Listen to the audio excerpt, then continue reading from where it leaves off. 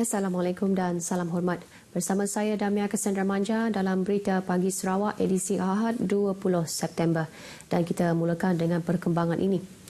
Kementerian Pelancongan Seni dan Budaya MOTEC akan mengemukakan cadangan kepada syarikat penerbangan tempatan untuk menambah laluan penerbangan ke Bak Kelantan lawas bagi merancakkan sektor pelancongan domestik di kawasan tanah tinggi itu. Menterinya Datuk Seri Nancy Shukri berkata belum ada perbincangan secara terperinci dilakukan mengenainya setakat ini, namun beliau memberitahu MOTEC tidak ada masalah untuk menyuarakan perkara itu kepada syarikat penerbangan. Sebab apa yang ada pada hari ini, beberapa syarikat penerbangan mereka memberi pakej untuk penerbangan daripada Kuala Lumpur ke Kuching ke ada juga ke Miri, ada juga ke Bintulu, tetapi bukan secara spesifik untuk ke Bak Kelalan. Jelasnya pelancong yang ingin datang ke Bak Kelalan perlu mengharungi perjalanan lebih kurang 150 km dari Bandar Lawas untuk sampai melalui jalan darat atau menaiki pesawat dari Lawas. Setakat ini hanya 3 kali penerbangan seminggu terus dari Lawas ke Bak Kelalan iaitu pada hari Isnin, Rabu dan Sabtu menggunakan pesawat Twin Otter dengan kapasiti penumpang yang terhad. Beliau ditemui media selepas mengadakan lawatan ke pameran kraftangan di Dewan Masyarakat Bak Kelalan Lawas.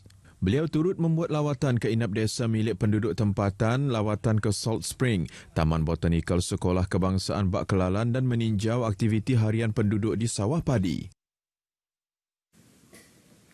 Dalam perkembangan lain, Datuk Seri Nancy Shukri menyatakan MOTEC terbuka menerima sebarang permohonan atau cadangan daripada penggiat industri pelancongan Bak Kelalan atau daripada penduduknya sendiri. Ini membolehkan industri pelancongan di Bak Kelalan dapat dirancakkan dan pada masa sama berupaya meningkatkan ekonomi tempatan. Kita tidak keberatan untuk menerima sebarang permohonan dari penduduk tempatan, dan ada juga projek-projek mungkin yang akan mereka pohon pada masa yang kita akan adakan pada sebelah malam nanti. Mereka mungkin akan mengajukan sebarang permohonan untuk kepada kita. InsyaAllah kita bersedia. Yang besar tu boleh kita pertimbangkan melalui rancangan BC ke-12. Jelas beliau, salah satu usaha MOTEC untuk meningkatkan ekonomi penduduk Bak Kelalan yang didiami komuniti Lun Bawang adalah dengan meluluskan sejumlah RM88,000 untuk perusahaan garam bukit di Puneng Kelalan yang diusahakan oleh penduduk kampung secara bersama. Beliau berkata demikian kepada pemberita selepas merasmikan Pusat Kebudayaan Kaum Tagal di Kampung Long Tengoa, Terusan Lawas. Semasa memberi ucapan, beliau juga mengumumkan RM20,000 sumbangan kepada ahli jawatankuasa Kampung Long Tengoa bagi menambah baik pembangunan di kawasan tersebut. Dalam sesi lawatannya di Lawas, beliau juga turut hadir ke acara berakit di Sungai Long Tengoa ke Long Tuan dan berkesempatan hadir ke majlis walkabout di waterfront Awat-Awat Sundar Lawas. Masyarakat yang tinggal di luar bandar, terutamanya golongan petani, digalakkan untuk mempelbagaikan tanaman ke arah meningkatkan sumber ekonomi mereka. Menteri Muda di Jabatan Ketua Menteri, Datuk John Siki Tayai memberitahu kepelbagaian tanaman juga dilihat dapat membantu petani daripada terputus sumber pendapatan. Tambahnya, salah satu daripada produk pertanian yang dilihat mampu memberi keuntungan adalah tanaman durian Musang King yang mendapat permintaan tinggi daripada negara China dan Singapura.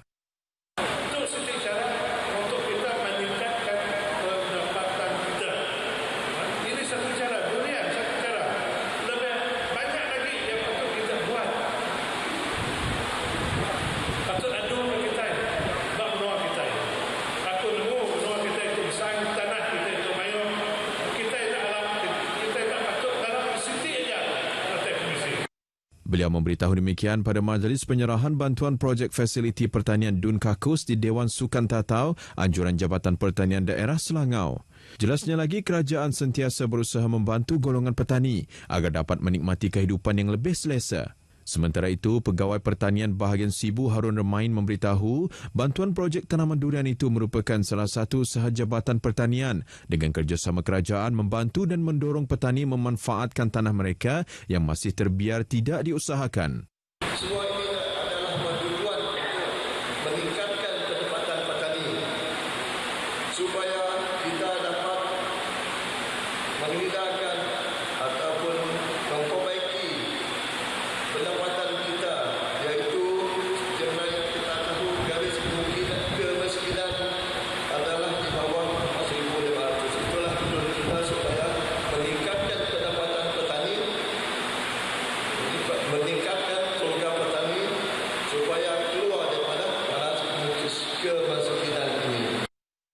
Seramai 239 penerima daripada 25 buah rumah panjang di daerah Selangau hadir menerima projek tanaman durian itu. Tiada kes positif COVID-19 dilaporkan di Sarawak semalam, menjadikan kes keseluruhan kekal sebanyak 701 kes. Jawatankuasa Pengurusan Bencana Negeri JPBN Sarawak menerusi kenyataan memaklumkan hanya kluster alam di Bintulu yang masih aktif dengan kekal seramai 8 kes. Kesemua kes di dalam kluster ini juga telah pulih dan dibenarkan discharge dari hospital. Sementara itu, tiada kes baharu yang telah pulih dan dibenarkan discharge dari hospital semalam. Ini menjadikan jumlah keseluruhan kes positif COVID-19 yang telah pulih dan dibenarkan discharge kekal seramai 680 orang atau 97%. Sebanyak 14 PUI kes baharu dilaporkan dan satu kes masih menunggu ujian makmal. Dalam pada itu, JPBN membenarkan kedai tatu beroperasi dengan mengikuti garis panduan yang telah disediakan oleh Kementerian Kerajaan Tempatan dan Perumahan Sarawak bermula esok 21 September. Sebuah buku berkaitan sejarah Ranger di Malaysia bakal dihasilkan dan antara intipati yang terkandung dalam buku berkenaan akan menceritakan perjuangan mendiang Datuk Awang Anak Rawing. Buku yang ditulis oleh Profesor Madya Dr. Nielsen Ilan Mersat dari Universiti Malaysia Sarawak UNIMAS bersama seorang lagi rakan penulis bertujuan menonjolkan perjuangan pasukan Ranger memperjuang keamanan negara.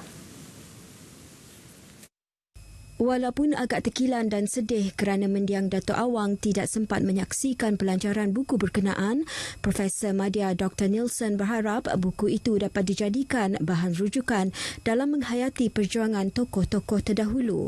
Memandangkan beliau adalah salah seorang daripada tokoh yang akan diceritakan ataupun akan diletakkan dalam satu bab buku tersebut, dan sudah tentunya cerita-cerita beliau ini sangat menarik, dan saya mendapat banyak maklumat daripada dia kerana saya pernah menubal beliau pada tahun 2015 dan satu sesi yang dirakam dengan video dan sebagainya. Perbualan itu 2 jam setengah saya ingat. Menurut Dr. Nielsen, perjuangan Sarawak Rangers amat besar nilainya, terutama ketika komunis mula memberikan ancaman kepada negara pada 1940-an dan 1950-an, namun sumbangan mereka tidak begitu ditonjolkan dalam sebahagian besar penulisan. Beliau percaya banyak lagi cerita-cerita hebat tokoh perjuangan terdahulu yang perlu didokumentasikan.